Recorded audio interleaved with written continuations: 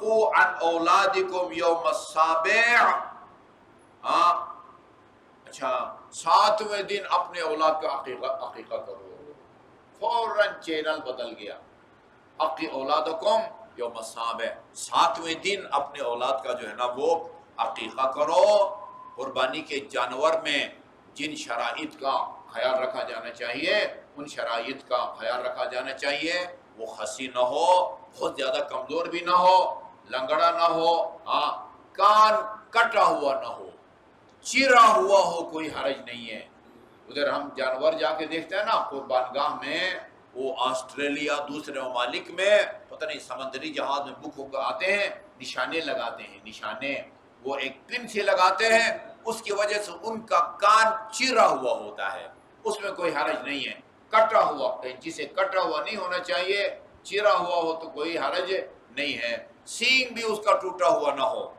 سینگ ایک اوپر کا سینگ ہوتا ہے وہ کور نما، ہاں وہ ہم بچپن میں کبھی کبھی یہ وہ بھیڑ بکری چراتے تھے اپنے گھر کی، بعض اوقات جو ہے نا وہ پتھر مانگتے تھے، اس کے سینگ کو لگتا تھا اوپر کا کور اتر جاتا تھا.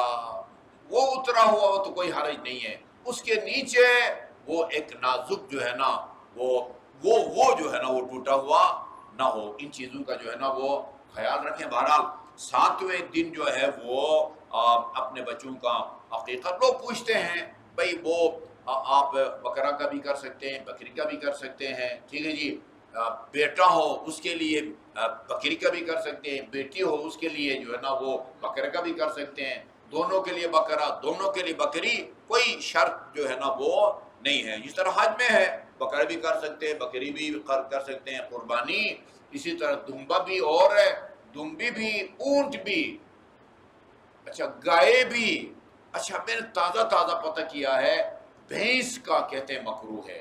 کتابوں میں نہیں لکھا ہوا ہے، شاید اس لیے کہ عرب ممالک میں بھینس نہیں ہوتا، یہ وطن عزیز پاکستان میں جو ہے نا وہ کثرت سے پائے جاتے ہیں، تو شاید بھینس کا مکروہ ہے. ان کے علاوہ باقی مرغی، مرغابی وغیرہ جو حتی شتر مرغ کا بھی جو ہے وہ یا قربانی یا عقیقہ جو ہے نا وہ نہیں ہو سکتا.